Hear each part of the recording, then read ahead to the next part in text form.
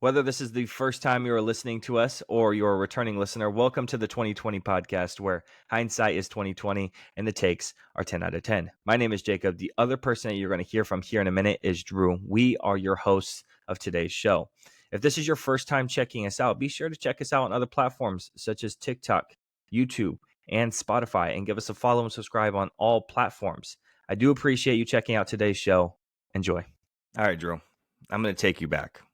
2012. Where were you? Starbucks. And I was a freshman in high school. Okay. So 2012, we were asking ourselves one simple question in the football world. Is Joe Flacco elite? Now, what if I came and traveled back to you 11 years ago and I said, hey, in 11 years, we're going to have this exact same conversation. Oh, and by the way, we're not going to have this conversation throughout the entire year. We're going to have this conversation only within the last couple weeks of the season. Oh, and then on top of that, he just got off his couch like 5 weeks ago. Oh, then on top of that, he doesn't play for the Ravens anymore. He plays for the Browns. So we're asking ourselves the exact same question 11 years later, after a Super Bowl run, is Joe Flacco elite? In the last 4 weeks, Joe Flacco has the most passing yards of any quarterback. He is tied for first in passing touchdowns. He's top 10 in passing touchdown percentage. He's top 10 in yards per pass thrown. He's 3-1 as a starter in a very, very, very, very narrow shot at the number one seed in the AFC. Now, obviously, he has only propelled them a little bit further, but I think we all kind of figured out or thought, hey, when Deshaun Watson goes down, season's kind of over, especially when we don't really see too much of DTR and PJ Walker sucks, but then Joe Flacco gets called up off his couch and he goes, yeah, sure, I guess I can play a couple of snaps. And he leads them to a 3-1 record. Great rapport with Amari Cooper already and David Njoku, who are arguably top 10 in their respectable positions, a top 10 offensive line, a serviceable running back, the best defense in the league. So can Joe Flacco lead a Nick Foles-esque type season and lead the Browns to a deep playoff run or even maybe a Super Bowl, especially in a weak AFC conference? That's two questions for you there. I think the AFC is as open as it's ever been. I think realistically, as we sit here and talk about the AFC, everybody's mostly worried about the Bills, right? The Ravens, of course, also. Right. But have you ever tuned into a game on Sunday and you're watching your Cowboys and the other team has a backup quarterback going, and all of a sudden it's the middle of the third quarter and you're like, holy shit, are we going to lose to this backup quarterback? Happened to the 49ers earlier this year against these same Browns with PJ Walker. These backup quarterbacks, man, they come in, they got nothing to lose. What's Flacco got to lose? He's going to get cut and go back to where he was at? No, man, he's coming out, he's gripping it, he's ripping it, he's slinging it. He looks great. It's fun to watch. And, I mean, this is the year of weird quarterback stories. Obviously, my boy crashed and burned a little bit last week, but still a great story. But I'm here for the content, man. Joe Flacco to the Super Bowl. Listen, if my team makes it to the Super Bowl, I'm okay seeing the Ravens because they already beat us once in that time period back then as Joe Flacco elite. But bring me Joe Flacco too.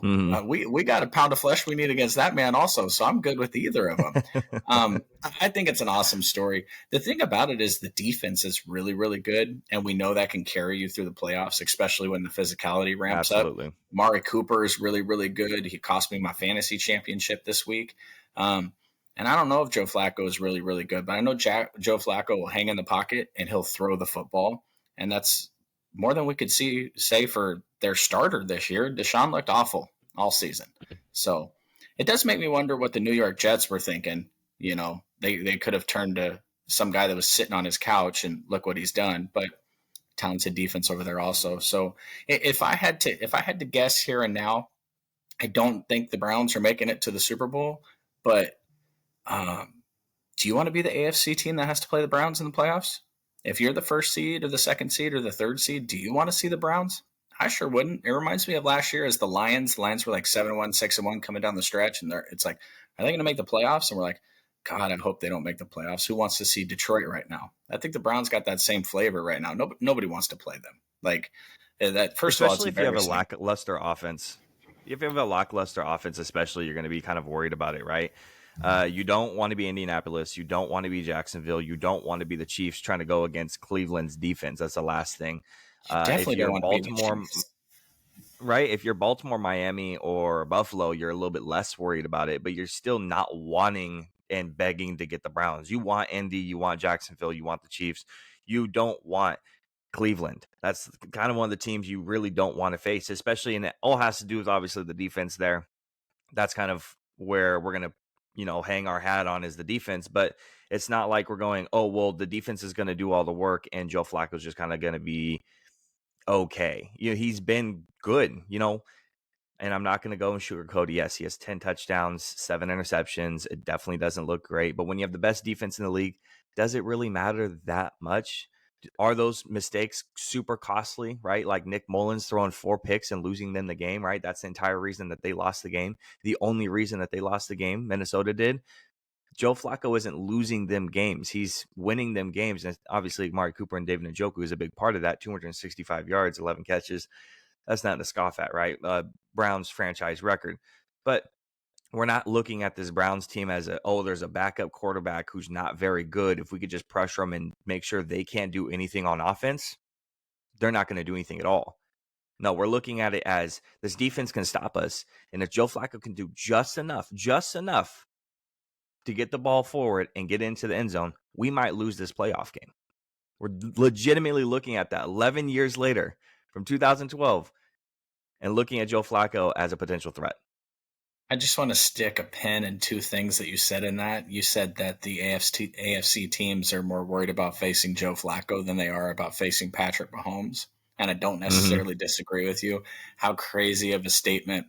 Matter of fact, you should put that as the title to this whole podcast, because then we'll get all the views in the world. AFC teams more afraid of Flacco than Mahomes. And then the other thing is I think that with the touchdowns, interceptions you're mentioning, when you lead the league in touchdowns, you can live with 10 to 15 picks. That's why, although there have been games this year where the Dak game against the Bills and now the Purdy game against the Ravens, where the picks were the problem. Whether we could sit here and debate, oh, this should have been caught, oh, it was a tipped ball. It doesn't matter. The picks happened. Mm-hmm.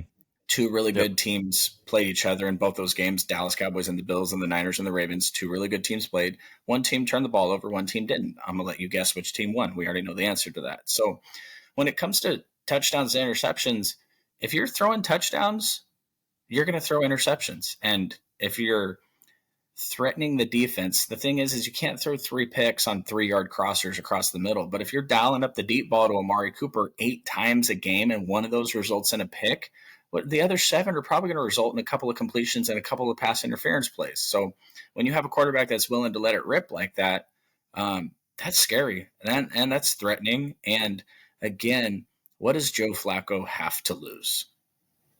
Absolutely. And you have to ask the question. You mentioned Deshaun Watson earlier. You got to ask the question is, what are the Browns going to do at the end of the season, during the offseason with Deshaun Watson? And unfortunately, looking at the contract situation and cutting him, trading him, all that stuff, there is a situation, a pre-June 1st trade situation in the offseason where they actually won't lose a ton of money. I actually think they save $1 million when I was recently looking at it. That could be a situation, but who's really trading for Deshaun Watson? And if you just want to get rid of him, you could just kind of get rid of him for cheap, late round pick, something stupid, and get anyone else in there, because obviously this team is poised and ready to make a run for the future. The team's young, it's hungry, it's ready. I don't think the Browns are really going anywhere. They've been building this for a couple of years now, and they thought they had all the pieces when they traded for Deshaun Watson and gave him that fully guaranteed contract. Obviously, that has not worked out. They need to figure out something with Deshaun Watson, because, again, if they cut him, they're going to lose a lot of money. Excuse me. If they cut him, they're going to lose a lot of money. And if they trade him pre-June, June 1st, next offseason, they'll be fine. They'll save a little bit. But outside of that, they're kind of stuck with him right now. Yeah. The problem with the Browns organization is it doesn't seem like the organization that's going to take the bath on that type of player. Could they get rid of him? Could they move on? All those are great questions. They absolutely could. Any team can do anything that they want if they're willing to pay for it. Look at the way the Rams have danced around the salary cap for a number of years now. If you're willing to guarantee enough money and put it to signing bonus and all this other stuff, you can do anything you want with the cap. But the Browns just aren't that franchise. And I feel like you have a ownership over there that's kind of questionable. And I feel like if I was the owner, I would say to my coaching staff, hey, if you can do this with Flacco, why can't you do this with our $60 million a year quarterback we paid? You can't get this out of Deshaun Watson. But my question, my red flag on Deshaun Watson is, does he even really want to play? He's gotten paid. Every time he hurts his pinky toe, he has to sit down for 3 weeks, so it seems. Yep. So could they move on from him? Yes. Will they? Probably not. But it's going to be an interesting contrast in the offseason because there's another team that has a way overpaid quarterback right now who's not performing well that looks like they're moving on from him. And, we're going to see where those teams go in the next couple of years. And I mean, I think the Browns are good enough to where they could probably make it work. But man, could you just imagine someone serviceable? I keep bringing this man up. Can you imagine they signed Kirk Cousins in the offseason with all that defense and all that talent? And let's not forget about the running back they got coming back next year. Hopefully he'll return to form. But that's Kirk Cousins and Chubb and that offense and that defense. Like, who wants to play them? Nobody wants to play them now. Who would want to play with them with a killer? Back there behind the center as opposed to Deshaun Watson, which is crazy because maybe Deshaun Watson still has something, but he hasn't shown anything. So no, this man went from MVP candidate before he went on his, let's call it hiatus.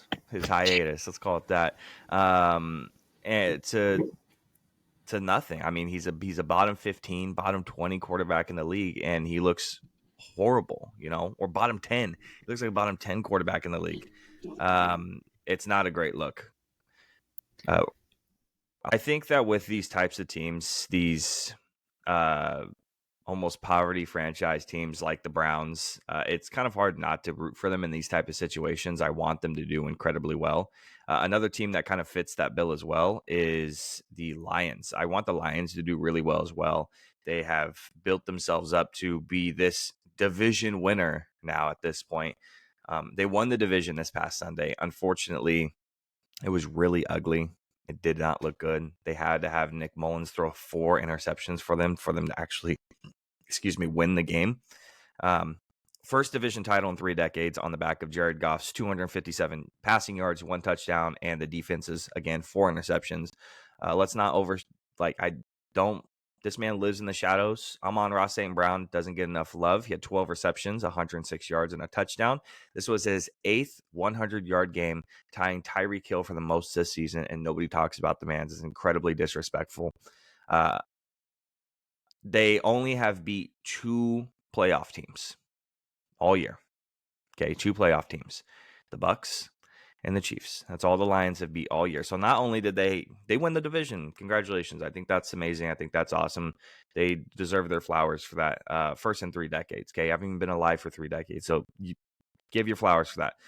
But unfortunately, I can't believe in a team that has only beat 2 playoff teams, the Bucks, which is like a fringe playoff team. You're only a playoff team because your division's horrible, and the Chiefs, who've looked shaky all year, and then they're 2-2. So against all the other playoff teams, so they've faced 4 of them. They're 2-2 against them, and again, the only 2 wins against shaky or should probably not be a playoff team at all, and needs a backup quarterback to throw 4 interceptions to win the game. Now, it was a division game. I don't put a whole lot of stock into division games. I'm having a hard time not saying that the Lions, piggybacking off our last week's segment, continuing to say that the Lions are pretenders in this playoff series or in these playoffs.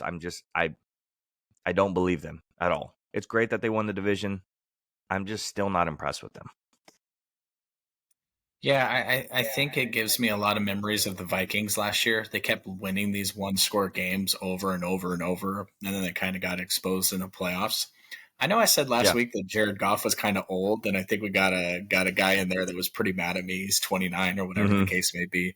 But right, quarterbacks age so quickly in the NFL when they can't move, and when you look at the when you look at the teams that the Detroit Lions would have to play, when you look at, the Eagles have had their ups and downs in recent weeks, but their defensive line, when you look at the Cowboys defensive line, when you look at the 49ers defensive line, Jared Goff is like, that is like, I mean, Nick Bosa and Micah Parsons have dreams of playing Jared Goff in the playoffs because that's exactly who they want to hunt down. They don't want to chase Kyler Murray around, and they don't want to chase Jalen Hurts around, all these other guys. They want Jared Goff because Yeah. he can't move.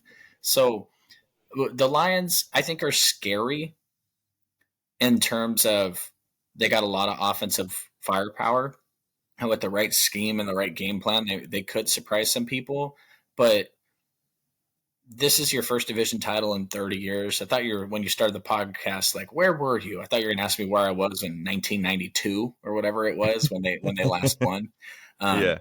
I I respect the talent of the Lions. I love Amon-Ra, so I think it's one of those things where I got my eyes on them a little bit. But I think in my mind, I think they're better than they are because every time they come up to an important game or a big game, like this game against the Vikings, it's like, what are we doing? Why can we not perform well? Like, you have an amazing star player on defense, like a stalwart at his position for the next 12 years. You have amazing firepower all over the place on the offensive side. And this is what you're bringing. I watched Nick Mullins for 3 years. He's not that special. Like, that game should not have even been remotely close. But At all. it's just one of those things. Sometimes teams get there ahead of schedule, and maybe the Lions are just a little ahead of schedule this year. I think the NFC is so stacked at the top. I mean, the Eagles have lost, like, before the past couple of weeks, they've lost like 3 games in the past 2 seasons, and then they roll in and have to play the 49ers and play the Cowboys, and they just get embarrassed back to back. The top echelon of the NFC is really, in my opinion, the 49ers and the Cowboys at this point. And I don't think there's anyone else that climbs into the ring with them and competes, which is good because we're fans of them. So it's fun to talk about them. It would suck if we were like, if we were Carolina Panthers fans, I don't think anyone would watch this anyway. But I like the Lions for what they are right now, but I don't think, please bring me the Lions. I would much rather play the Lions than have to play. I'm not interested in playing the Rams. I'll tell you right now. You can line me up against the Lions. I'm not interested in playing the Rams. I hope the Rams have to play the Lions. That'll be great. And I think that we think of the Lions as this high-powered offense, and I think that they are impressive. But unfortunately, when looking at the offense, the most impressive thing about them is they have the number one, let's say, number one, top 2 at least, offensive line in the league. Okay, and then they're following it up with a great 1-2 punch in the backfield. You have an immobile quarterback, and then you have Amon-Ra St. Brown and Sam Laporta. That's great. The running backs aren't going to win you the game 9.9 times out of 10. The offensive line can absolutely win you games. But outside of Sam Laporta and Amon-Ra, I don't want to hear nothing about Jameson Williams. Okay, he's a Madden legend. He has 98 speed. That's fantastic. And he don't do nothing on the field. He has less than 300 yards on the season. He's horrible. He's dookie. He doesn't do anything. He has a lot of speed. And he's incredibly disappointing. Okay, he goes and gets in trouble for gambling, and then he doesn't do anything when he comes back out onto the field. I don't see anything else past that. Nothing else really impresses me with the team on offense specifically. The offensive line is great. Jared Goff is super serviceable, and he's playing really well, but he's only playing well because of that offensive line, because it gives him the time to actually throw the ball. But when you go against a team like the Eagles with their defensive line, like the Niners, like you're saying, or the Cowboys, these teams that have good defensive rotations, you're going to get pressured and you're not going to play as well. And if you have a corner that can lock down Amon-Ra, which not a lot of corners can, you're going to be looking at a blowout, in my opinion. Well, now, some very strong words for a team that plays the Lions this Saturday. On Monday Night Football, by the way. Monday Night Football. Saturday night, Monday Night Football. Which make it make sense. Yeah, I don't even want to. Let's not even get into. You know what? No. Let's get into that. Okay, so this past week, okay, Christmas Eve absolutely ruined for me. Okay, just like how your Christmas was ruined for you. Miami proves it can win the grinded out games against teams and beat a team with a winning record finally. But there's still massive questions about the Dallas Cowboys. I want to talk about Miami. I don't want to all focus it on Dallas, but since I am a Dallas fan, I am going to go ahead and focus in on them so deeply. I hate Terrence Steele. He is my least favorite player on this planet right now. Okay, I had much stronger words on Sunday and Monday and Tuesday for that man.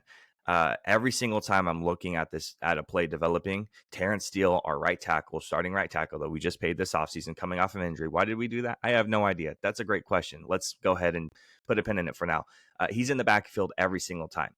Every single time he's getting bullied. And then we have our starting left tackle is out because he's ancient and he's old and he's injured constantly, Tyron Smith. So then we have Chuma Edoga, okay, our backup left tackle. For some reason, what do you do as a tackle? Okay, immediately you want to go ahead and kick out that left leg and you're going to go and look at the guy on the edge. For some reason, he steps forward and he wants to block the defensive tackle every single time. So what happens? Bradley Chubb goes ahead and he rushes off the edge and he free rein to Dak Prescott. It felt like every other drive, Bradley Chubb had free rein to Dak for no reason at all. And then because our offensive line can't block at all, now we're running these curl routes. I felt like Kellen Moore was calling our plays. I'm like, why are we running curl routes over and over and over and over and over and over again? Well, it's because we can only run short routes to actually get any type of passes off. So Dak had no time. I'm not putting this on Dak, okay? I did initially, and then I rewatched the game. I had some initial text feelings, and then I rewatched it. I looked at it from a different position. This isn't Dak's fault. He didn't have a horrible game. He just had no time, and I wasn't a fan of the play calling. You brought up how we should be putting a running back or a tight end or something there on the right hand side to actually give Terrence Steele some help to chip off that edge rusher. But then on the defensive side of the ball, we played great. Fantastic. Defense held them to 22 points. Played great, except for that final drive. We could not stop them. That's where it mattered, and that's all that people are going to remember. Defense didn't fail us. They played great the entire game. It was kind of opposite. Defense played great the entire game until the final drive, and then offense played horrible the entire game except the final drive. I'm getting real sick and tired of this team, I'm going to be honest with you. It's so frustrating to believe in a team that can't beat winning teams. Okay, this was a big week. I said that we'd beat Miami, and I thought we would. It's incredibly disappointing. Miami's a really good team, and I'm not going to discredit them. We held Tyreek Hill decently. He still had 100 yards, obviously, but I thought we played him pretty well.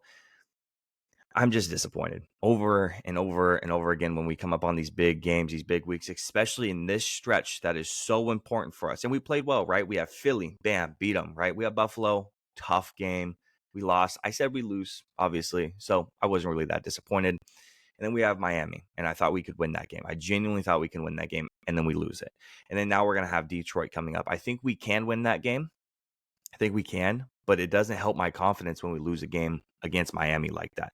Okay, that's a tough, grinded out type of game, and that should be something that's in our wheelhouse, right? We should have the type of players and personnel to win those type of games to grind it out. But when Tony Pollard decides to cut into the end zone instead of running to the pylon, it makes me question my entire existence.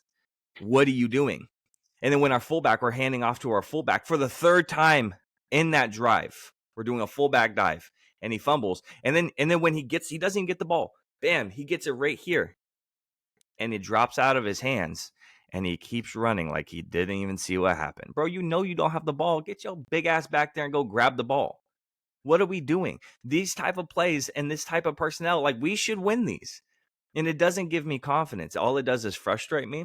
All it does is kill my confidence going into the playoffs. What are we going to lose against Detroit and then we're going to win against the Commanders and all of a sudden we're great and we're going to keep going and we're going to go to the NFC Conference Championship game. No, we're not. There's not going to be none of that this year. Not the way we're playing. If we can't give Dak time, if Tony Pollard's going to be an idiot, if we're going to hand off to the fullback for 3 times in one drive, we're not going anywhere except the divisional. It's going to be the same things last year. I'm going to text Drew, and when we lose in the divisional, I'm going to text him and say, divisional poverty franchise. Again. and again and again and again. And I don't want any of you Cowboys fans, and you were the delusional ones. Don't you come at me and say, oh, well, don't make excuses. We're playing horrible. Look at who we've beat. It's not that impressive. I want to believe in the team. I want to say that we're contenders. I want to. I really do. Because we have everything in place to do it. But it still doesn't happen. And that's what's frustrating. I'm on with my rant. I think that there's a couple things. There's a lot to unpack there. I'm not going to unpack it all. I'm trying to be a unbiased podcaster, commentator here, and not just dance on the Cowboys' grave every week when they lose. Mike McCarthy. There's some coaches out there that have his number, have had his number for many years, even going back to when he was in Green Bay. One of those happens to be my head coach, and the head coach from the Dolphins is the savant of my head coach. Mike McDaniel sat at the Shanahan tree and learned everything he knew, and he's improved upon it. The Dolphins are the only team in the league that run more motion than the 49ers do. When you hold that offense to 22 points, 21 points, 23 points, you have to expect to win that game. And my question marks for the team were, you go down the field and you're targeting CeeDee Lamb on every single play, and then he disappears for the rest of the entire game until the fourth quarter when you got to go back down the field and score again. And Mike McCarthy is a big believer in this. I'm going to throw it short. I'm going to run the ball. I'm going to keep my defense off the field. And I think that by keeping your defensive off the field, you limited them to the points, but you can't just like be explosive in the first quarter on the first drive and then go into this shell offense for 3 quarters and then be like, oh, you know what? We're going to break out. And I texted you guys after you scored. I said, it's not surprising that you went down there and scored. You ran your first quarter offense. It looked really good. Can you stop them? And to be honest with you, a big mistake on the face mask penalty. You give them a free 15 yards when all they need is a field goal. And to be honest with you, I love the Cowboys defense. I love the 49ers defense. But when I'll take Tyreek Hill on one play, when you can target a player 1 or 2 yards past the line of scrimmage, and any given play can go for 50 or 60 yards because he's that fast. We all saw it coming a million miles away. I texted you and said, "Can you stop him?" And you said, "I don't know." So Dak was running for his life. I don't really blame him. I blame the play calling a lot. Just like I'm going to have some thoughts on the play calling and scheming from my game that we ran. But it's just one of those things. The Dolphins are a good team, and if you lose to a good team, you didn't get blown out by a good team. This wasn't the 49ers Cowboys. It wasn't the Bills Cowboys. You went in there, and to be honest with you, Miami's a warm weather team. The Cowboys are a warm weather team. It was just one of those things. And if you guys play them 10 more times, I think that's a good team, man. I think the Dolphins are a good team. I know you wanted the win, but I don't look at it as a massive loss. I think the Buffalo Bills loss was a little more, embarrassing than, and the thing is the Eagles have 2 games against the Giants, and one game who else do they play? Another poverty team. Maybe it's the Commanders they play. The Eagles are going to win all 3 of those games. You can't tell me that the Cowboys didn't know, the players didn't know. This game doesn't matter. And maybe the scheming reflected that. Maybe the play calling reflected that. I think there was a little of that going on in my game. The offense looked a little uninspired, and maybe there was a thought process to, hey, this game doesn't matter that much, and maybe we don't show all our cards.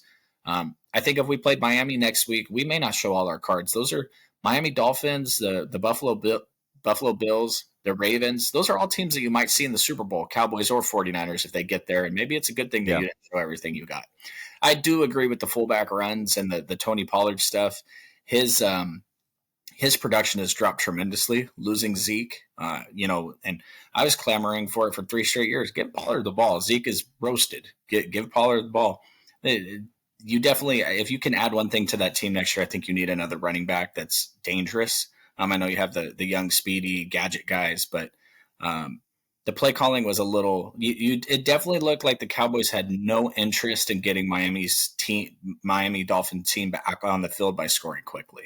So yeah, you know how frustrating it is as a Cowboys fan and as a big Zeke fan. I love Zeke, right? To watch Tony Pollard do what he did, right? He, instead of going to the pylon, he tries to cut in for some reason. And then watch Zeke hurdle over somebody to get to the end zone. You know how frustrating that is? in that same day to watch that, you know, frustrating it is, be like, bro, that's my dog. I want to see him succeed. Absolutely. But I want him to succeed on our team, right? Those short goal line situations is something that we like very sorely miss. And I think that's what the fullback was supposed to be doing, is supposed to kind of substitute that in, because our backup, and you would think, oh, 1-2 punch, your backup might be that dude, right? He might be that power back. He's not. It's Rico Dowdle. He's another speedy, young, shifty back, and that's all he is. Very much kind of Tony Pollard-esque. Don't be surprised if Tony Pollard is not here next year, because we don't want to pay him too much money when we have his replacement in the backfield, especially if we can go out and we can just go draft another guy, because that's what running backs are nowadays. You shouldn't be going out and signing running backs.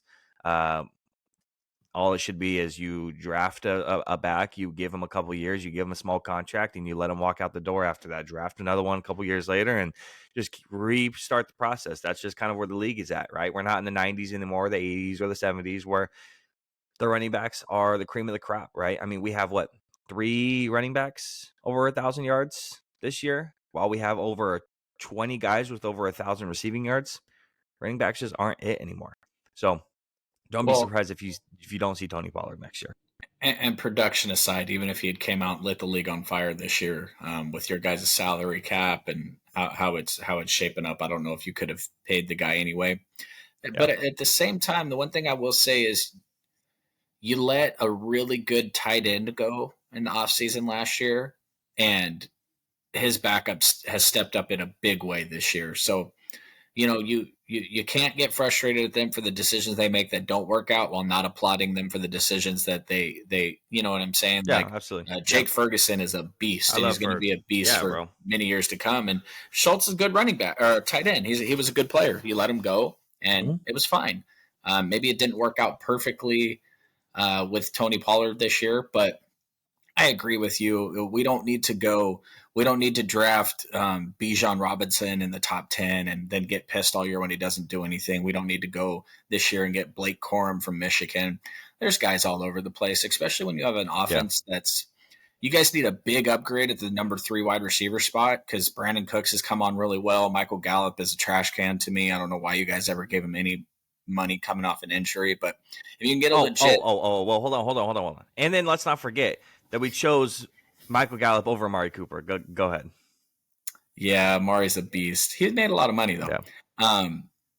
You got to get a big bodied third down. The Niners have Jawan Jennings. You got to get that go-to third guy, because Gallup is he's a waste out there. So you don't need, when you have Ferguson, when you have CD, when you have Brandon Cooks, and I don't know what his contract situation is, but it looks like a player you'd want to bring back. I mean, Jerry Jones is a Looney Tune. He's a crazy guy. So if I woke up on week 1 of next season and we hopped on this podcast after a Cowboys win and you were wearing a number 13 Mike Evans Cowboys jersey, I really wouldn't be that surprised. So when you have offensive weapons like that, the running back, while important, we don't need to spend $20 million, $18 million, $15 million, $12 million a year on Tony Pollard. You can find somebody in the draft, just like you were saying.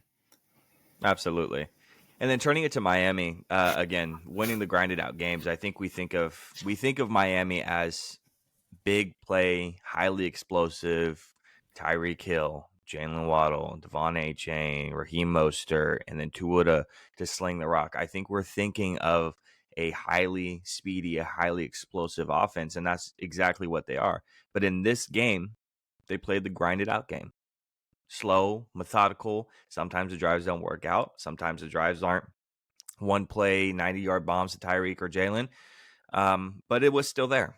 They were within their own 10-5, and we thought we were going to get them. I think it was third down, and then they throw a bomb to Jalen Waddle, and it gets them out of trouble and gets them to the 40. So they still have that in them, but if they can prove they can pound the rock, right, especially shout out Raheem Mostert, over 1,000 yards, over 20 touchdowns, right, shout out to him, super dope. If they can pound the rock and they can continuously do that, right? Jeff Wilson can be that guy. Devon Achane's kind of injury prone right now in his rookie season. Hopefully he can get a full offseason to heal and recover and be okay. And then if it's me, Raheem Mostert's over 1,000. He has a 20. I'm resting him for the rest of the season until we go into the playoffs. But if they can get those grinded out and still have the explosive plays on the back, it's an incredibly dangerous team. Yeah, Miami is one of those teams where, they're 11-4, and I think they play the Ravens this week.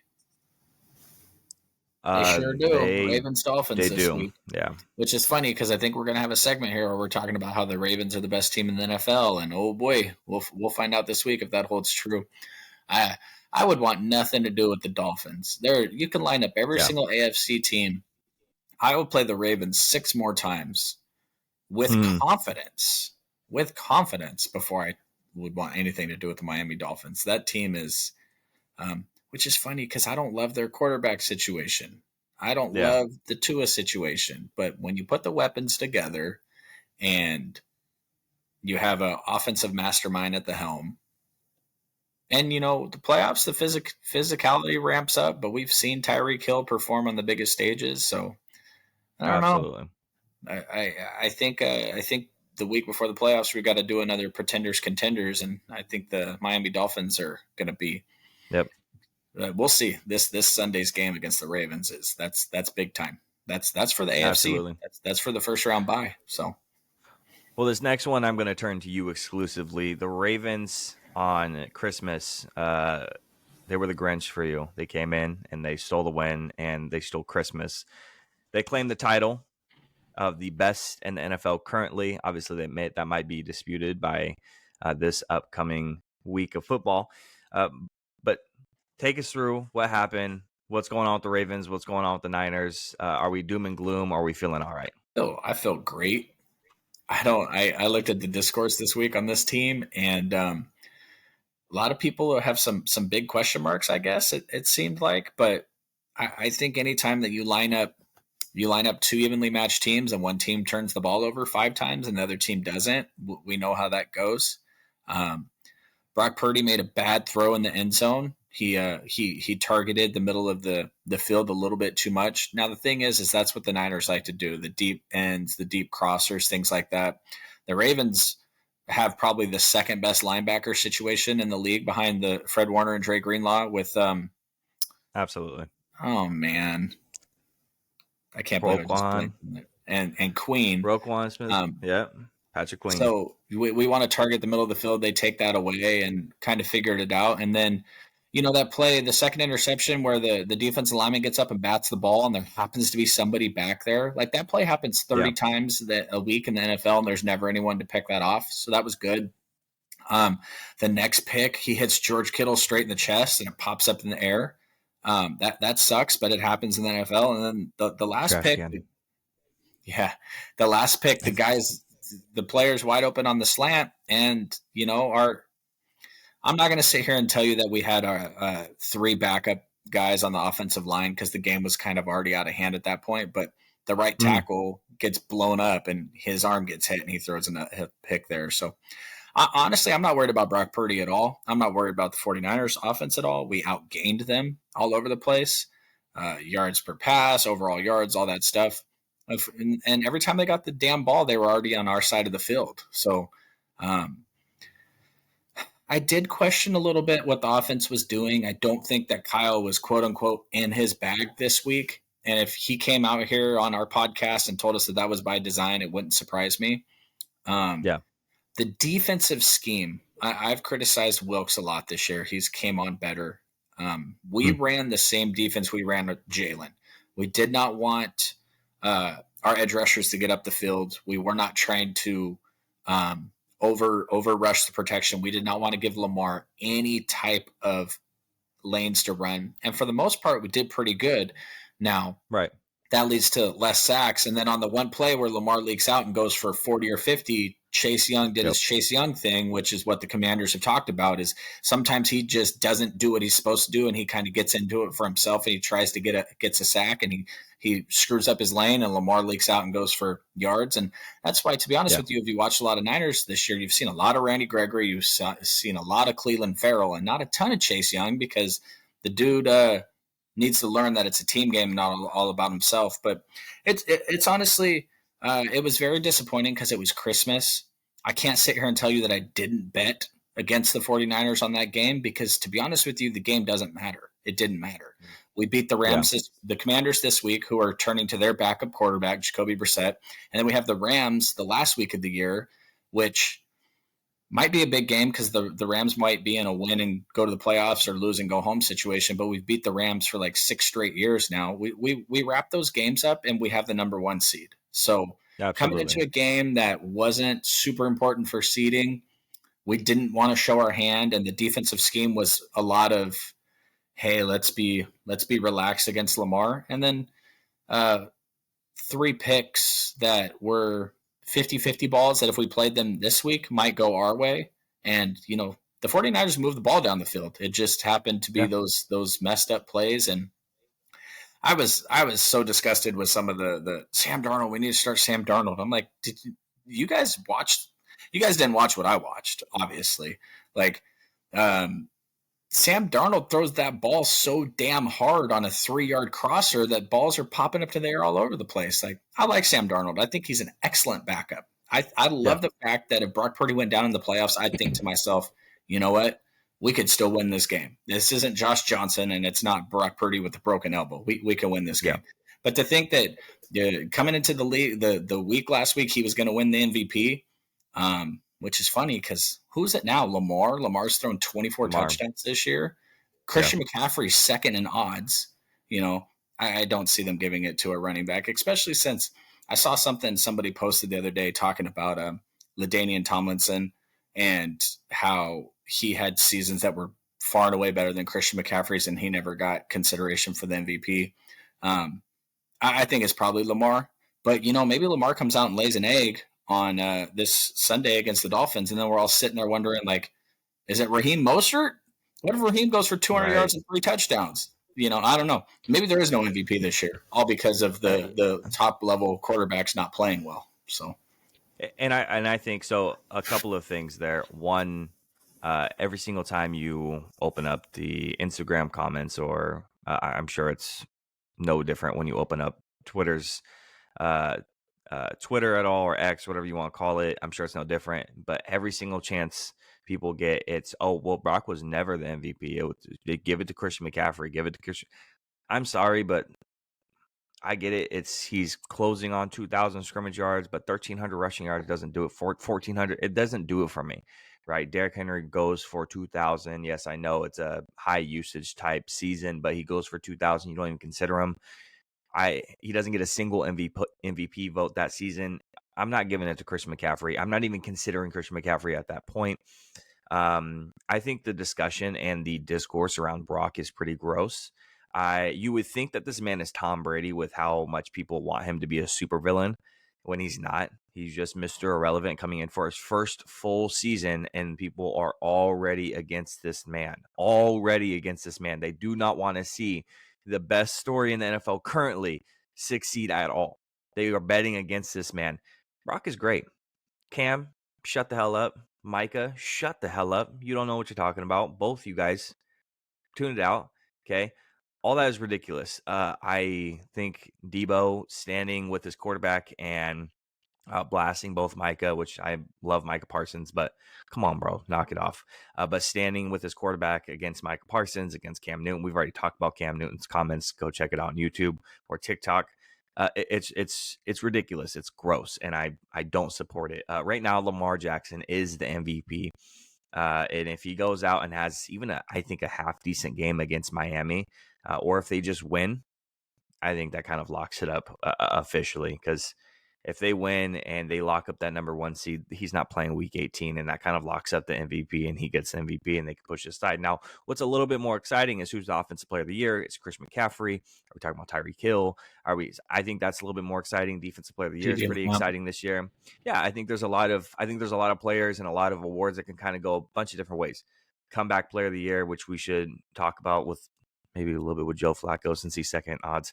Coach of the year, offensive player, defensive player, all that stuff is really fun this year because it's kind of just up in the air. There's not like a solidified, this guy is going to get it. MVP, again, if the Ravens win next week, even if Lamar doesn't have a great game, he has a half decent game, I think that locks it, solidifies it again, because he's not going to play week 18 most likely. I think that kind of solidifies the MVP at that point. I think that's why the NFL is king, is the parity. I think the NFL would tell you that this season in particular, you got the two of your biggest brands in the 49ers and Cowboys just slogging it out. They're at the top. The Chiefs, with the poster boy of the league, they're still in contention, but there's a lot of parity over there. I think it's a great year for the NFL in terms of all this stuff. I love the fact that we're not like, oh yeah, Aaron Rodgers is the MVP by week 14. I love that every week the betting odds change. I think it's awesome. I don't know why people hate on it so much. I don't understand why people hate Brock, to be honest with you. The kid's on Instagram this week for his birthday making up handshakes with his wife on Instagram. And the thing about Micah, he was already on his podcast this year praising Brock. And then you're going to make comments about the fact that they're down 21 and they're not hucking the ball deep when they've got 3 backups on the offensive line. The game is out of reach. It doesn't really matter. And why are we going to do 7-step drops against, the weakness of our team is the offensive line. Why we're going to go into 7. I will tell you, the thing about Kyle is he doesn't even have 7-step drops he doesn't even have plays for that. The statistic, the Kyle Shanahan is like 0 for 33 when losing by 7 in the fourth quarter. His offense isn't built for that. Is that a problem? Probably. But he's not going to look at this game and say, you know what, we should install plays that are going to help us if we ever arise in this situation. He's going to say, you know what, if 3 of those 50-50 balls don't go their way, we probably win that game. When you make a pass and it's batted and it lands in the defender's lap, or you put the ball on the chest of your all-pro tight end and he pops it in the air, or your third-string right tackle, Trent Williams goes out of the game. We put his backup in. His backup gets a concussion immediately. So then we take our right guard, who's been splitting snaps all season, put him at left tackle, and then some guy named Ben Barch. I don't even know who Ben Barch is. I couldn't even. If you had said, Drew, I'll give you $1 million if you name the tackle or the swing tackle or the guard that's active for this game, I would have told you that I'm not a millionaire because I don't know who the hell that guy is. And I'm a diehard 49ers fan. I'm a diehard NFL fan. And I had no idea who that guy was. And you're like, oh, yeah, let's go 7-step drop and huck it deep. No, that's not how it works. Get that kid massacred on a game that realistically doesn't matter. Everybody wants the 1 seed, but nobody's afraid of going to Philadelphia this year. We've already seen that game. We've already seen what happens. 49ers not afraid to go to Dallas. We've already done that. The 49ers are not afraid to go to Detroit. It didn't make sense at the time. It wasn't a win or go home game. And the comments this week are just, is Brock Patrick Mahomes? No. Is he Tom Brady? No. But he's a good kid. He runs the offense extremely well, and the 49ers are going to continue to win with him at quarterback. And I never felt that way about Jimmy. I never felt that way about Nick Mullins. I never felt that way about Colin Kaepernick. Every time those dudes threw the ball, I was like, oh. When Brock steps back and launches, I think to myself every single time, touchdown. And it's actually shocking to me when he throws an interception. Like, I'm like, oh, shit, Brock threw a pick. What are we doing? Like, it shocks me when he throws a pick because all he does is make good decisions. So people can hate if they want. Kid, 1 full season in the league. Like, let's everybody relax. We don't have to crown him next year as a Hall of Famer. And we don't have to hate on the kid. Just let him play. Absolutely. Yeah. So, and I think that what makes this year so great as well is we are in week, what do we have left? 17, 18, right? So we're in week 17 now, right? So we're in week 17, and there's still a bunch of divisions up for grabs. And 2 of the divisions that are up for grabs that should have probably been wrapped up this past week that are not is the Jaguars and the Chiefs divisions are still up for grabs. They failed to close it out. And first thing I want to start off with is the Jags. The Jags do not look good at all. And I think that's really surprising, especially for me when I would have pegged them as a division winner, someone who's going to be really good, be in contention for like that top 1-2 seed. In my eyes, I thought they were going to be incredibly well, especially when they ended off last season. They won the last, what was it? Something crazy, like 8 of the 9 games they won or something like that. They closed out really well. Trevor Lawrence looked great. Now, Trevor Lawrence, let's not put it all on him. He did get he's been kind of injury prone this a little bit this season. He's been kind of battling injuries, so not playing up to that top level that he could be. Doesn't mean he's overrated. Knock it off. But it really doesn't look good when they have lost 4 in a row now. Those 4 losses in a row, the Bengals, the Browns, a playoff team, the Ravens, a playoff team, and the Bucks, a playoff team. So 3 of their last 4 losses are coming on the backs of playoff teams. It really doesn't look good. Not just at losing 4 in a row, but losing those 3 of 4 to playoff teams on top of that. They have 2 wins all season against playoff teams, the Colts and the Bills. And it was Bills earlier in the season before Trevor Lawrence had his injury problems this season that caused a slide for the Jags. But it was also early in the season for the Bills before the Bills really started to kick it into high gear. And the Bills are who they are coming into the playoffs in the next couple of weeks. I wouldn't have been scared of the Bills if you asked me a couple of weeks ago just because of how they were playing. Now it is terrifying. It is scary. And the Bills are something that are becoming real. This was Trevor Lawrence's 8th game with 3+ turnovers. That is 3 more than any other player since 2021. Now, Drew, can you name the other 2 players that are close to him? So there's 2 other players that are within 3 of those games. So 3 turnovers in a game. Who are the 2 players? Zach Wilson? Nope. One is a trash can, and the other one is not. He's just highly turnover prone. Josh Allen.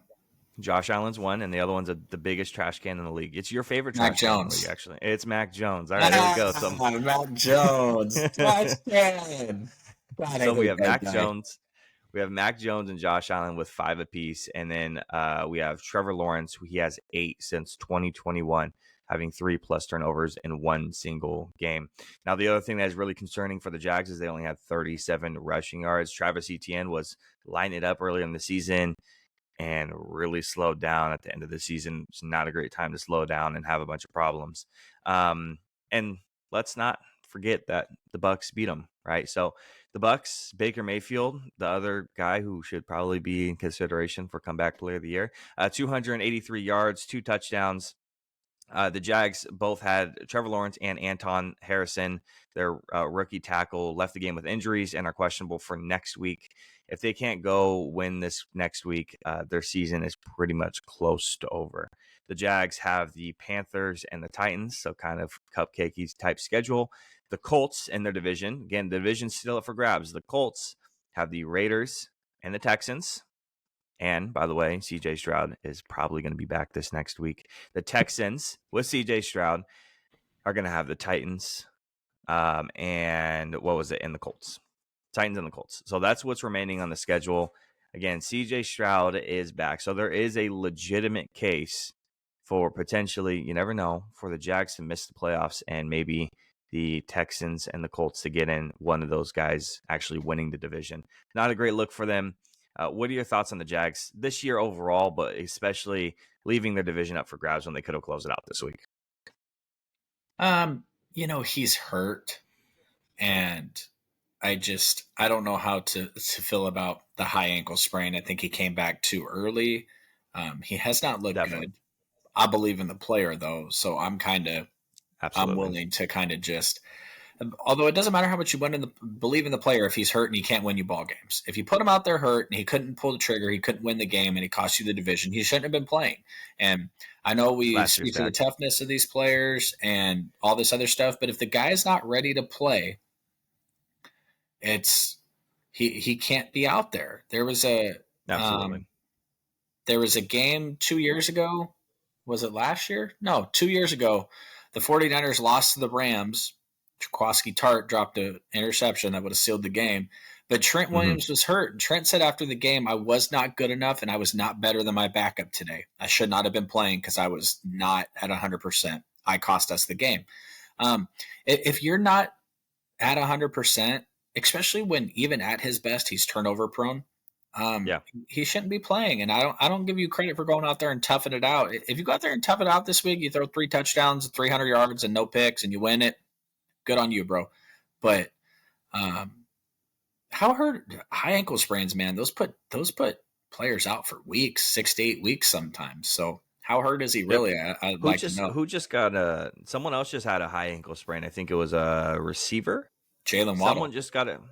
Yeah. And he's going to be his season's pretty much done right now. Obviously, Yep. the regular season's done, and he'll be back sometime in the playoffs. But yeah, absolutely, that's a receiver having some issues. Obviously, a little bit more mobility is required of the receivers than the quarterbacks, but still, it's no joke to have to plant on a high ankle sprain and twist and throw the ball. It's no Well, laughing matter. you don't want to be a sitting duck back there with a high ankle sprain No, that can't move. Look, honestly, I know he got hurt with a different injury, but look at how terrible Joe Burrow was to start the season. And then he got healthy. He came out and lit absolutely. us up and lit a couple other people up. And then he got hurt, which sucks because I kind of forgot about Joe Burrow thanks to Jake Browning mania. But it's just one of those things where you don't get credit for playing through an injury if you cost your team the game. If you cost Absolutely. your team the division. And that bottom of the AFC, it's kind of funny. I was trying to figure out if there was a scenario for the Raiders earlier, just because I want them to get really, really close and then not get in, because that makes me happy inside. So the bottom of the AFC over there is it's really up for grabs. The thing that I like about that is it makes for compelling football watching the next Yeah, couple of weeks. absolutely. Too often these things are wrapped up by week 14 or week 15, and the end of the week games don't matter. But there's nothing more compelling than week 17, and whichever one of these teams wins goes into the playoffs. And hopefully Hmm. Brandon Staley doesn't ruin it for both teams when all they have to do is tie. But it's compelling. It makes for good content, and it's what we want to watch. We don't want to watch a week 17. I don't want to watch Cooper Rush versus whoever. And I don't want to watch Marcus Mariota versus whoever. Like, I want to see compelling football. So Yeah. if they have to lose this week for it to happen, I'm in, because, um, you know, compelling football, and the looks like the Broncos have bowed out. So there's some stuff down there at the bottom of the AFC that's compelling, and that's what we Yeah. want to watch as football fans. Yeah, absolutely. And then on the other side of that, still in the AFC, is NFL poster boy Patrick Mahomes and the Chiefs leave their division up for grabs still. Obviously, you just said that the Broncos, unfortunately, are bowing out on that one. But the Raiders dealt Patrick Mahomes his first career division loss in the months of November or December. So he had never lost to a division opponent in November or December, and this was his very first one. Unfortunate to happen to the worst team in the league, holding them to just 4.2 yards per play, forcing 2 turnovers, with each of those turnovers turning into a touchdown. The Raiders, Aiden O'Connell, did not complete a single pass in the final 3 quarters of the game. A single pass in the final 3 quarters of the game, and they still hung out for the win. The Raiders are still alive for the AFC West, and technically so is Denver. Denver has like a 6% chance or something like that, something really small. The Raiders have the Colts and the Broncos left, with the Broncos potentially bowing out. Probably doesn't matter with them, but the Colts a tough conference opponent that they have to play. Denver having the Chargers and the Raiders, but again, they might just be out of it at this point, just kind of trying to save face and save some money for next year because of Russell Wilson, which I do want to talk about. And then the Chiefs have the Bengals and the Chargers. So good chance they could just wrap it up this week unless Jake Browning goes out there and represents for Folsom Folsom High School, and baby. and lights it up. So the thing that really frustrates me is the Russell Wilson situation. When I go and I'm at work and I'm working on something and I get a notification on my phone, I go, "Oh, what's that?" And I go and look at it, and it says that Denver is not going to play Russell Wilson for the final 2 weeks to make sure that they don't have to pay him $37 million in guarantees. To me, that pisses me off, because that would irritate me as a person. Now, then come to find out that Russell Wilson 2 months ago already knew that they were going to move on from him next year, and he was still playing, and he was still asked to go out there and try to win them games. Still has to go out there and try to win us games. Oh, by the way, we're moving on from you next year, but still play for the brand. Broncos country. Let's ride, right? Like, let's go out there. Let's win some games. We're moving on from you, though. Just kind of letting you know. That's like my company coming to me and be like, "Hey, I need you to wire up this entire building. Okay, next 2 months, wire up the entire building. Do the best job you've ever done. By the way, we're gonna go ahead and fire you after this, though."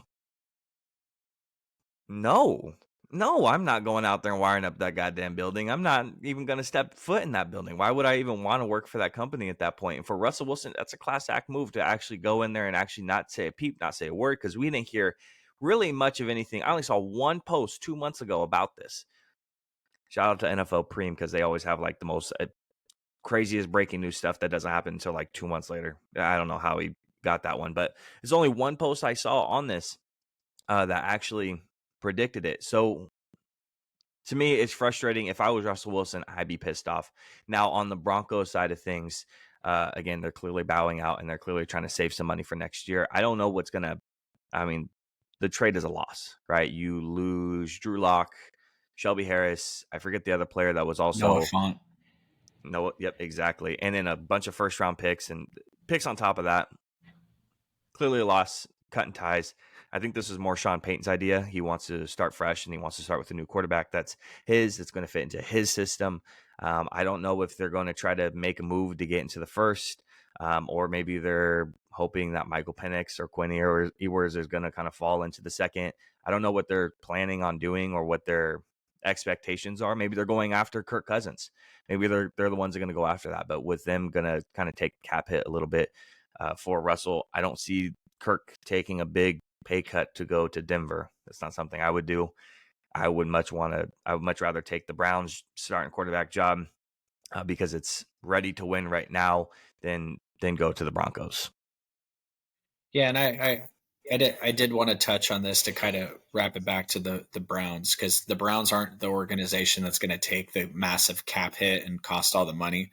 The Broncos are. They have a brand new owner. He's got every single dollar in the world in his bank account. I forget how it works. He married into the Walmart family or whatever the case may be, but they got all the money. They could do whatever they want. Right. Moving on from Russell, I was surprised at the report that they were going to bench him because of the $37 million guarantee. And I looked at my buddy. I was like, that means they're not keeping him next year. And then the reporting came out that they're not keeping him next year. And then the report came out that he's known for a couple of weeks that they're not keeping him next year. I do give him credit for not making a stink, although that is kind of his brand and how he's been. And going out there and playing hard and trying to win games when you know you're not going to be on the team next year, it only does well for yourself. You know, you wouldn't go wire that building if they were firing you at the end of the week. But if I told you that 6 other electrician companies were going to be there watching you wire that building, you would do the best you possibly could. And that's how it is for the NFL. They're on display every week. And Russell Wilson ain't retiring at the end of the year. It'll be interesting to see where he goes. We've had a conversation now about backup quarterbacks, and Russell Wilson is not a backup quarterback. He's too freaking weird, and he brings too much weirdness to the team, and he needs his own office and all this other shit. So I don't think he's a backup quarterback in the NFL. But, you know, the Jets probably would have been pretty decent this year if they could have just had Russell Wilson. So it's one of those things. The other thing with the Broncos is I don't believe in their skill players. I mean, I know Steve Smith got that flag for the Jerry Jeudy stuff earlier this year. I don't think he's a good wide receiver. I'm not a super big believer in anything they got going over there. So, but I also credit Sean Payton for going to wherever he needed to go to and saying, you know what, you paid him a lot of money before I was here. Not my problem. He's a trash can. We need him to go. And then it was funny watching like the 1-minute clip they put together of him going over there and screaming at him on the sidelines. And then, you know, every time you see Russell on the sideline, he's surrounded by like 4 staffers. I don't know if they're like rubbing his back or painting his toenails or whatever they do over there. But Sean Payton comes over there, starts screaming. The staffers are just like, you see him kind of like bow out of the frame a little bit. Like, let's not get yelled at right now. So I give the Broncos all the credit in the world for realizing it's not going to work. They honestly, I wouldn't put it past Sean Payton made sure to go get Jarrett Stidham. And I'm not saying that he's restoring them to any type of glory or whatever, but I watched him light up the Niners last year for like 400 yards. The dude's not afraid to throw the football. Of course, that was to Devontae Adams, not Jerry Jeudy. So I don't know. There's a lot of interesting things. I think there could be like 10 head coach openings this offseason. I think there could be like 10 to 15 quarterback openings this offseason. It's going to be an exciting time to hop on this and rap back and forth about what we think is going to happen. I give the Broncos organization, too often in the NFL, things happen because the organizations are cheap and they suck. I give the Broncos organization all the credit in the world. They went out and hired a really, really good head coach, and they're now listening to that head coach. If you're going to pay him the money, you have to listen to him. If you give him all that money, he says, hey, Russell Wilson's not the guy. And then you say, hey, you know what? We paid him too much money. You're stuck with it. You're stupid. And they weren't stupid. So I give the Broncos organization credit for being smart, not stupid. Yeah, and then let's not overshadow the fact that Russ actually has played pretty well this year. I didn't realize this because, I mean, it's Patrick Mahomes, because obviously Patrick Mahomes has played at least decently well, right? Russell Wilson has more yards, has more touchdowns, and I think he has about the same amount of interceptions as Patrick Mahomes, in that ballpark range. So he's played just as well as Russ. I mean, just as well as Patrick Mahomes now, with both of them having very limited weapons around them. So you got to credit Russell for actually doing what he does. And a big part of that is, you could say, oh, well, Sean Payton and his coaching, or well, he also had Nathaniel Hackett last year calling the plays, and he's the offensive coordinator over at the Jets now. And that's obviously worked out real well. All of Aaron Rodgers' baggage has worked out just so fantastic, hasn't it? Worked out great for the Jets so far. Waste of time. But I think that Russell's played well, and I think he's going to go start somewhere else next year. At least I hope he does. I think he deserves another shot. I'm not sure where that position or where that starting spot's actually going to open up. But he is probably most likely going to start somewhere. Now, we can shelve that for right now, and we can, once we get on to in the offseason free agent predictions and where people are going to go, and we're going to disagree on a whole lot of places on where guys should be going. That's going to be an exciting time, so make sure to tune into that one. Now, moving from the AFC back into the NFC, kind of touched on it a little bit earlier, kind of could tell about my frustration too. There will be none, zero, zilch, nada, no Cinderella story in the NFC playoffs. Okay, on the NFC side of the playoffs, you will not see any Cinderella story. So the past two or three years in the playoffs on the NFC side, we saw the Niners in 2021 as the 6th seed make it to the NFC Conference Championship game. And then in 2020, we saw Tampa Bay win the Super Bowl as the 5th seed. So in, again, 2 of the last 3 seasons, we saw a Cinderella type like story, lower seed playoff team going in and making it to either the conference or even the Super Bowl. Now, this year's competition is way too high. At the top to make a deep run this year, Dallas, LA, Seattle make the lower seeds in this year's playoffs on the NFC side. And I honestly can't see any of them going past San Fran, Philly, Detroit. I mean, I don't really see, when I add San Philly, Detroit, Francisco. when I add Philly and Detroit in there, it's just because they're the 2 and 3 seed. But if I'm being honest, I don't see much of anybody getting past. It's mainly the Niners and the Eagles. That's pretty much it. I don't see Dallas and the Rams and the Seahawks getting past that. Dallas has way too many questions. Now, could we? Absolutely. We absolutely can. Again, we have the personnel to make it that far. We should have been doing it for the past however many years. Well, that's why being a Cowboys fan is so frustrating, is you can't say, damn, man, we lined up against the 49ers. They were just more talented. You guys got all the talent in the world. I think we have a massive upgrade over head coach, and not to hijack the podcast, but I would love to have a discussion at some point. We don't have to do it today, but I want you to tell me, watching the kind of offense that Mike McCarthy has tried to put into the Cowboys with his 3 yards in a cloud of dirt, run, keep the opposing defense off the field, and tell me who failed in Green Bay. Was it Mike or was it Aaron Rodgers? And I'd like to have that discussion later, because what I see Mike McCarthy, I've seen Dak light it up this year, and we saw Aaron Rodgers light it up a lot. But when push comes to shove and the pressure creeps in, all of a sudden he reverts back a little bit to this fullback run and halfback dive shit that just doesn't play in today's NFL. So I don't mean to hijack it. We don't have to do that right now, but it's just something I'd like, because I have watched my team beat up on Mike McCarthy for years. We beat up on the Cowboys in recent years. We beat up on the Packers in the playoffs in recent years. And I'm not a big believer. So I'd like to have that conversation at some point. Yeah, and I think that it's definitely a conversation worth having. And when looking at how the playoffs, if the weeks into today, and how they would actually transpire, Dallas will be playing at Tampa Bay, and I think that's a game that Dallas can pretty handily, easily, can actually win, handle it, move on, don't worry about it, right? But also we go out to those games and we lose to goddamn Arizona and Josh Dobbs, right? So we lose those type of games as well, but we should win that game pretty easily. The Rams at Detroit, that's one I can see the Rams winning. Isn't that a Okay, that's great one where I game? can see it go. I think that one is one that could take them further. Philly and Seattle, we've seen this.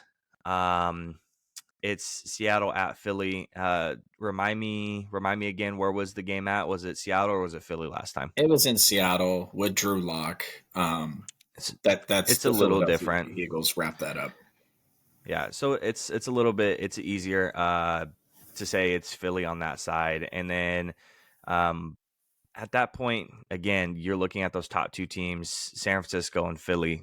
I don't really see much getting past them at that point. I don't see the Rams or Dallas getting past the divisional at all.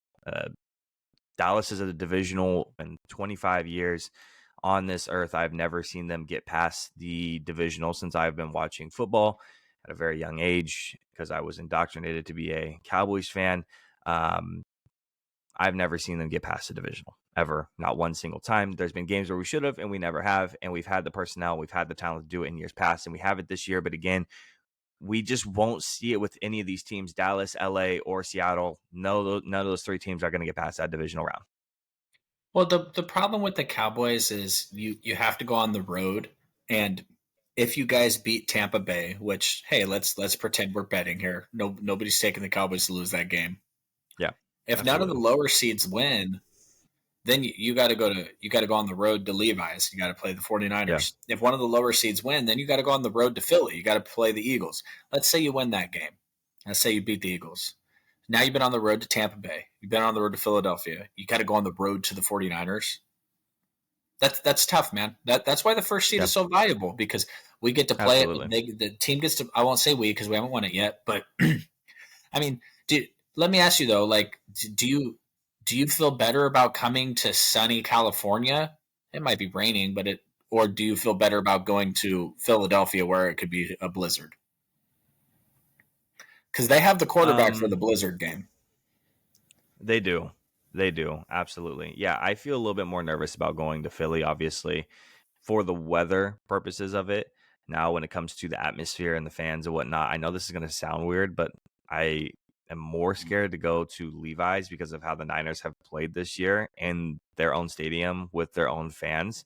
I'm a little bit more nervous to play them if they have the first seed in Levi's.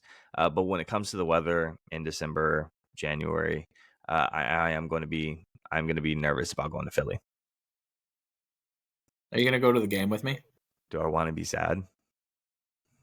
Do Hey, I want to be upset? that's a long ride back if y'all win. That's a lot of hooping and hollering. Nothing matters the past couple. If you guys beat the 49ers in advance, all the dominance doesn't matter. It's the same thing with the Rams. Yeah, If the Rams beat us in the playoffs, they did.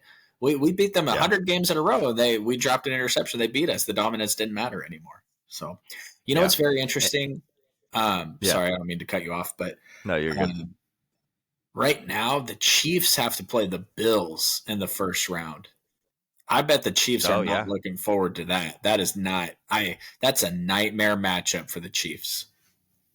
And let's just segue right into that as for the updated playoff picture, talking about it as a whole. Right now on the AFC side, Baltimore holds the 1 seed, Miami holds the 2 seed. As it stands, Baltimore obviously gets the first round bye. It would be Indy at Miami. It would be Buffalo at Kansas City. And it's Cleveland at Jacksonville as it stands currently. And when looking at that, I see Miami handling that pretty handily.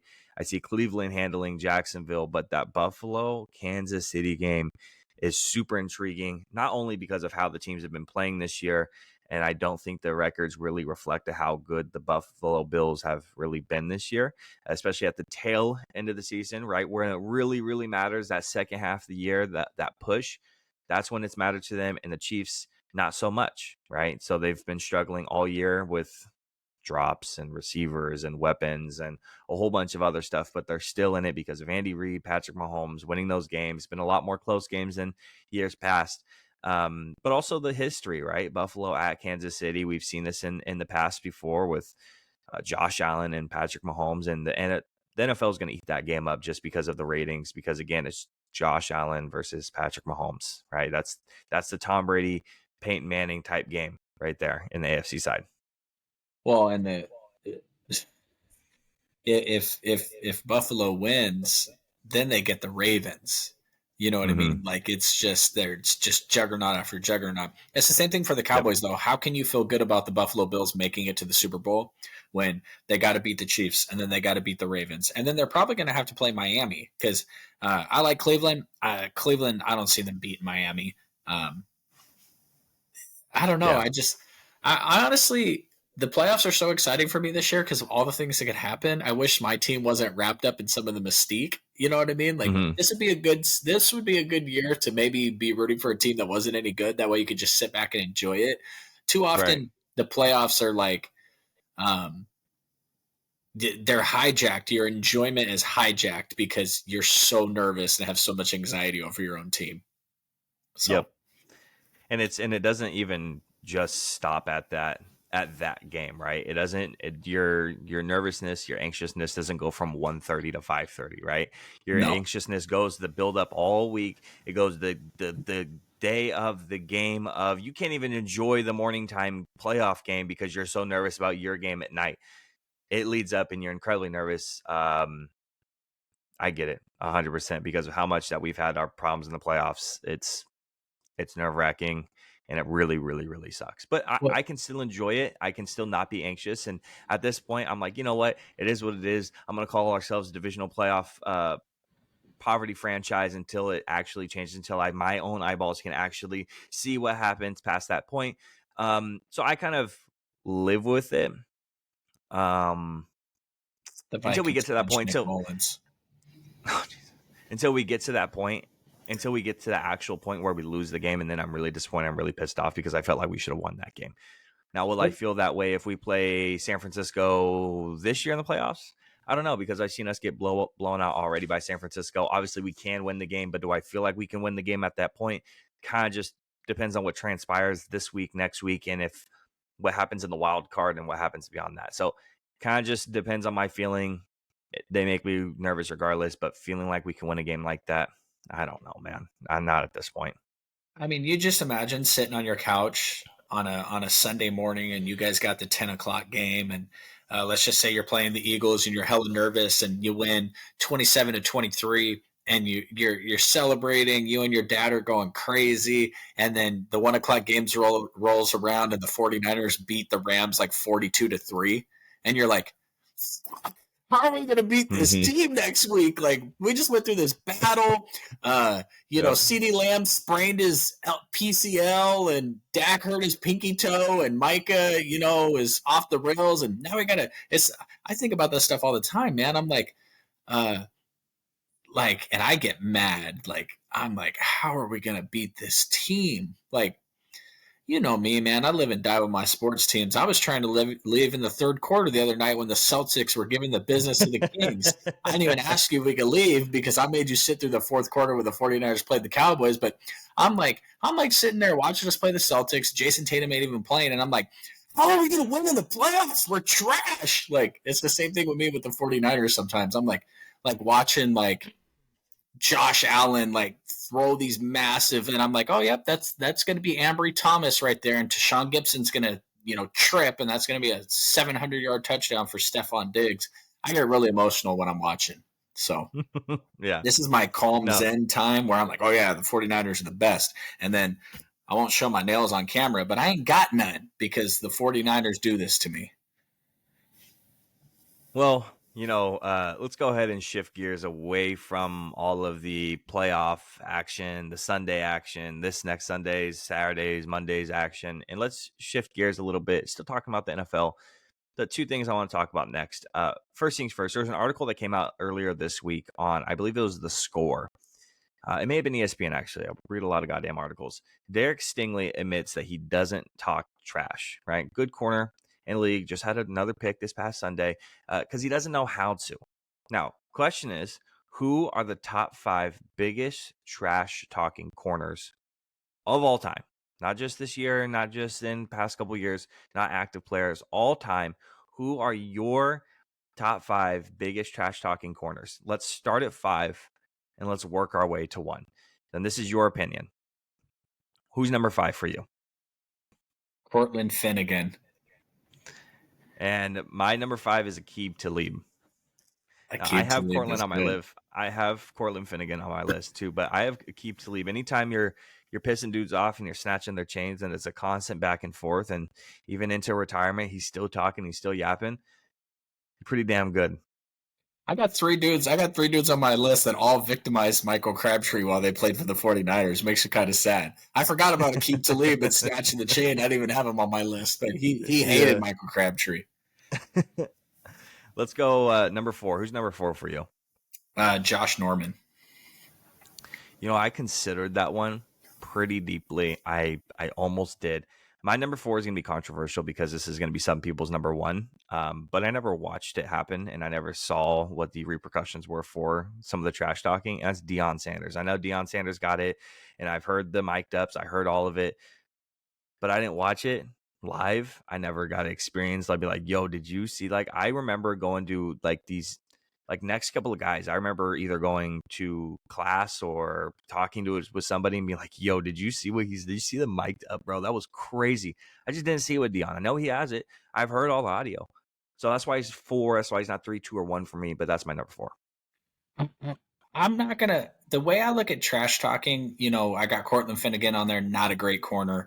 I got Josh Norman on there, not a great corner. I don't have Deion on my list at all because to me, he backed up everything he said. And I didn't watch it live, so I don't have him on my list because the way I look at it, kind of like he didn't trash talk. He just told you what the business was. I can't do the DK Metcalf stand on business thing that he does, but Deion, he said, hey, you know what? You're trash. I'm going to show you you're trash. And then he took the ball from you and said, it's the same thing with, you imagine if Twitter or mic'd up existed back in the day with Michael Jordan. People might feel differently about Michael if that dude was mic'd up all the time because that dude, So, I don't have Deion on my list, even though he's probably the number 1 trash talker all time because the dude backed it up. So I didn't put him on this list for this purpose.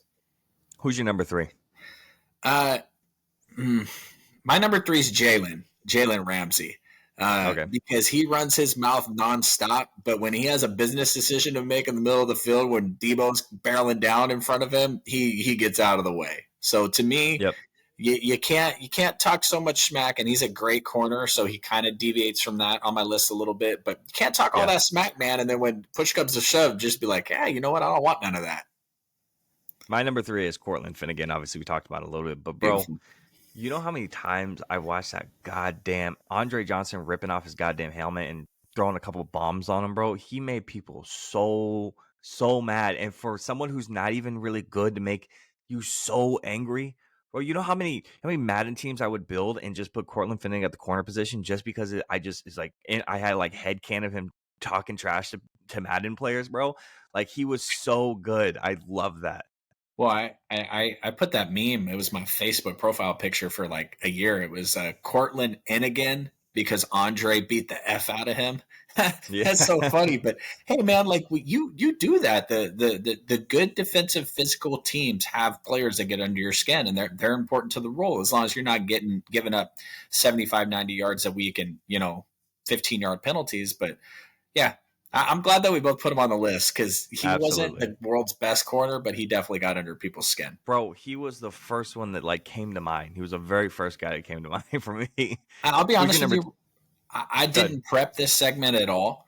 This is why I missed Aqib Talib probably, but going with Finnegan and going with Ramsey, that's just off the dome. So yeah, who's your number 2? See, I want to pick Revis, but I don't because he backed it up also. The same reason why I don't have Deion on there.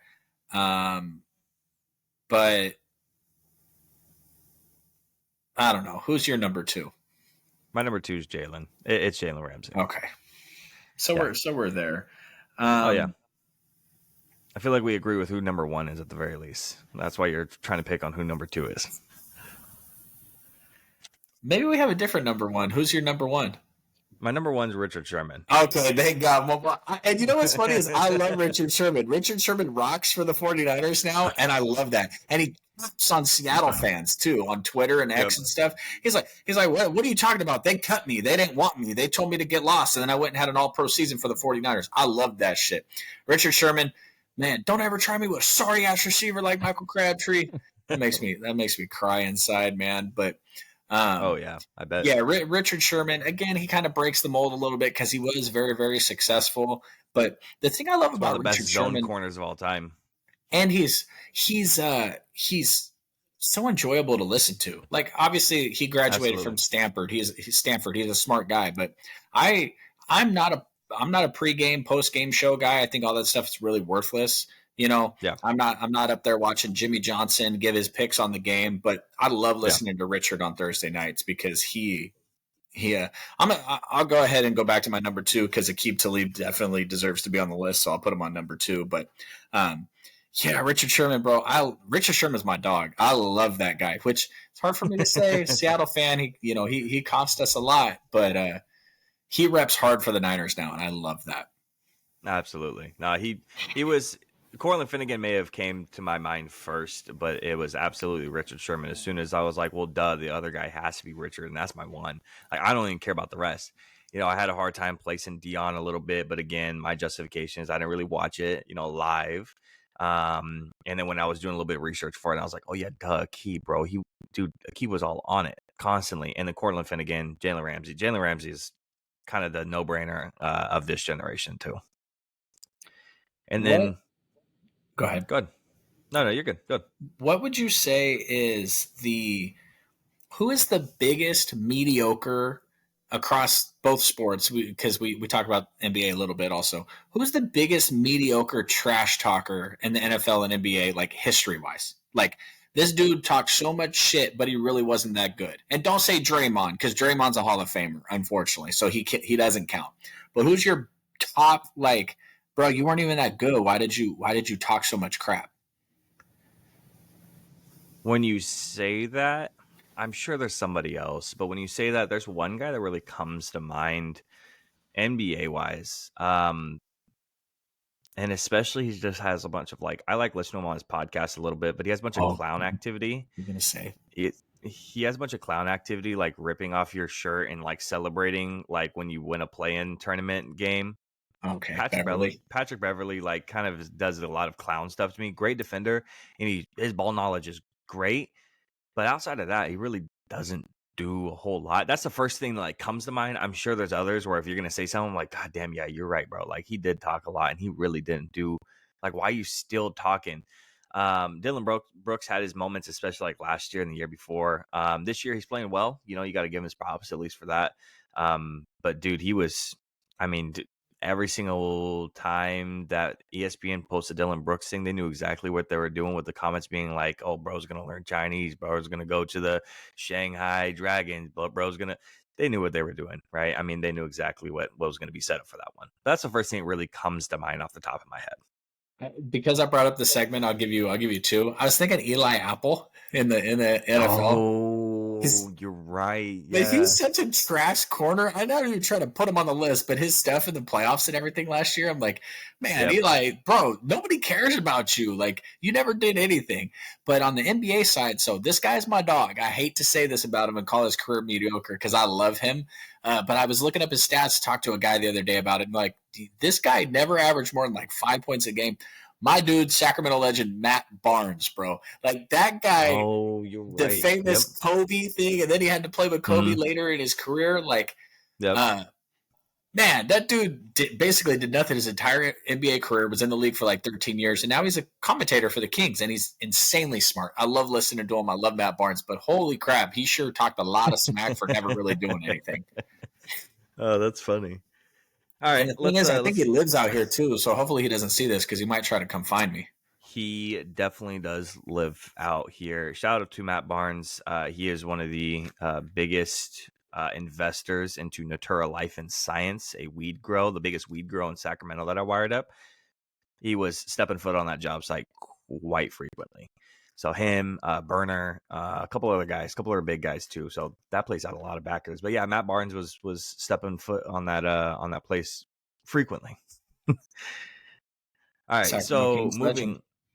Moving on to our final segment, we have the 15 modern era players that were announced for the class of 2024 for the Hall of Fame. Our players are Eric Allen, Jared Allen, Willie Anderson, Jair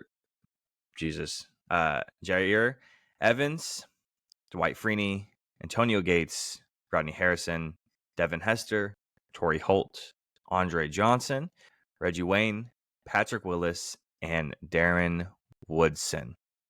So we have a couple of first-year guys. So the two first-year guys, years of eligibility, Antonio Gates and Julius Peppers are the first-year eligibility guys here.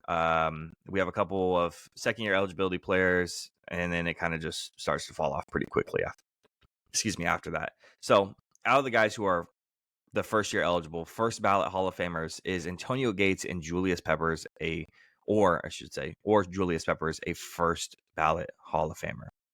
Gates is in 1,000%. Yeah, I would agree with that. Even statistically wise, legacy wise, one of the greatest tight ends to ever play the game, one of the greatest San Diego Chargers to ever play the game, not having a huge NFL or football background, being a basketball player in college, coming into the NFL, setting it on fire like he did, and the modern era version of what the tight ends look like now. So to me, that's without a doubt. I'm super biased on the Hall of Fame, and I'll be 100% honest right up now for anyone who's watching this clip on YouTube or TikTok. I'm super biased towards the Hall of Fame on what I think deserves in, and to me, Antonio Gates is without a doubt first ballot Hall of Famer. So I'm going to give you 5 players, okay? So 5 out of these 15 you can select into the Hall of Fame. I'll read it off to you one more time, okay? We have Eric Allen, Jared Allen, Willie Anderson, Jair Evans, Dwight Freeney, Antonio Gates, Rodney Harrison, Devin Hester, Torrey Holt, Andre Johnson, Julius Peppers, Fred Taylor, Reggie Wayne, Patrick Willis, and Darren Woodson. Who are the 5 out of those 15 that you are going to select into the Hall of Fame? 5, no more, no less. We've had this conversation for a couple of years now. I'm putting Patrick Willis in. I know you disagree. I'm putting Gates in. Devin Hester's going in as a kick returner. I think he's the best kick returner of all time. Is Darren Woodson a Hall of Famer? Mizzy? I think I'd put Darren Woodson and Rodney Harrison in. Okay, so that's your 5. Yeah. So I'm going to go Antonio Gates. I'm going to go Devin Hester. So we're going to agree on that. I'm going to go Torrey Holt. I'm going to go Willie Anderson. So that's 4. And my last one, I got Reggie Wayne. I got Patrick Willis sitting here. Andre Johnson. Julius Peppers. Dwight Freeney. Now, for my last guy, I'm gonna put in Reggie Wayne. So I got Reggie Wayne, Torrey Holt, Devin Hester, Antonio Gates, and Willie Anderson. That's going to be my 5. I think the only 2 guys I think you and I think that are like have to be in Antonio Gates, and I'm tired of Devin Hester not being in. You got to be in my opinion. Please put that man in. My problem with Reggie Wayne, my problem with Andre Johnson is it really dilutes the statistics of who belongs to be in, because then you're going to look at these other players that are going to come up. If Reggie Wayne's a Hall of Famer, then Mike Evans is a Hall of Famer today. You know what I mean? If Andre Johnson is a Hall of Famer, then Mike Evans is a Hall of Famer today. Same thing with Dwight Freeney, man. He was dominant for his time, but statistic-wise, I think the Hall of Fame's diluted already. And I know a lot of players that are in the Hall of Fame feel that way. I don't know much about the tackle. What was his name that you mentioned? Willie Anderson. He's probably, if I look up his statistics, he's probably a Hall of Famer, but it's an offensive lineman. But I just think that the like certain teams have eras of dominance and players are core to that. And for instance, right now, perfect example. The Cowboys have been good for a number of years now. There's not really any defender on that team that has been central to that success, right? You guys have turned out a lot of players that defenses keep rolling. The 49ers have been dominant for a number of years now, and it all belongs on the back of Fred Warner. Statistically wise, is he going to be good enough to get into the Hall of Fame? No. But he is one of the best modern era, this version linebacker to do it. And I feel the same way about Patrick Willis. I feel like he set a tone. And the only reason why we don't talk about him as a sure ballot Hall of Famer is he retired too early. And if he's going to be kept out because of that, I get it. But again, when you look back at the statistics, it's hard for middle linebackers to get in because they just don't have the stats. It's the same thing with Reggie Wayne and Andre Johnson, and that just when you play safety for 12 seasons like Woodson did, when you play corner for 12 or 13 seasons like Harrison did, you don't play those positions for long if you're not upper level at it. So corners come in and out of the league all the time. Like there's my neighbor right across the street here, he played for the St. Louis Rams for 3 years. I don't even remember his name anymore, but he was a corner for the Rams for like 3 years. They don't last very long if they're not upper echelon level. So, but then again, I think it's disrespectful to like a Darrelle Revis or a Deion Sanders if you put it like, how do you put Darrelle Revis in the Hall of Fame? You put Deion Sanders in the Hall of Fame, and then Rodney Harrison is in the Hall of Fame. Those three players are not the same. So I don't know. When it comes to safeties too, obviously safeties don't like upper echelon safeties who play a long time at a high level. They don't come around very often. I think peaks of defensive guys in general are very, very, very small. Outside of, I think, now I feel like, goddamn, with this era that we're in right now, the amount of defensive ends that we have that are playing at a really high level for a couple of years now is pretty good. We'll obviously see if that comes down here recently, but the corners, the defensive backs, even the linebackers, you don't see a lot of guys playing at a high level for very long. Now, when it comes to the safety position, there's one guy that kind of comes to mind that I'm not sure. He plays at a really high level. He's been playing at a really high level for years and years and years and years. If he retires, is he in the Hall of Fame? And my name is blanking on me right now. Safety for Harrison Smith. Vikings. 100% a Hall of Fame. Vikings. He leads. He's like top 10 or something all time in interceptions or something like that. Like Harrison Smith is a Hall of Famer to me. And it's funny because I think that not a lot of people talk about Harrison Smith throughout his career. I think there was even at one point where I was like, nobody talks about this dude ever. Not a peep. Nobody ever. When you're talking about great defensive guys in the league, he's not ever talked about, right? When you ask somebody who are the greatest safeties from years X to years X, it's not Harrison Smith doesn't come up very often. It's you think about the guys who had a very short period of greatness and then nothing, right? Cam Chancellor, Earl Thomas, those type of guys who had great for a very short period of time, but nothing after that. Harrison Smith has just been great, right? Well, it's earlier this year, the Vikings, when they played the 49ers, there was a stat that they put on the TV that was like all-time leader in interceptions among active players. And Tashawn Gibson and Harrison Smith were both like number 1 and number 2, or number 2 and number 3, whatever it was. I was like, oh, holy smokes. I didn't know Tashawn Gibson had that many interceptions. Harrison Smith just shows up every week. He plays up in the box. He lays the wood. He picks the ball off. He does everything you want a safety to do.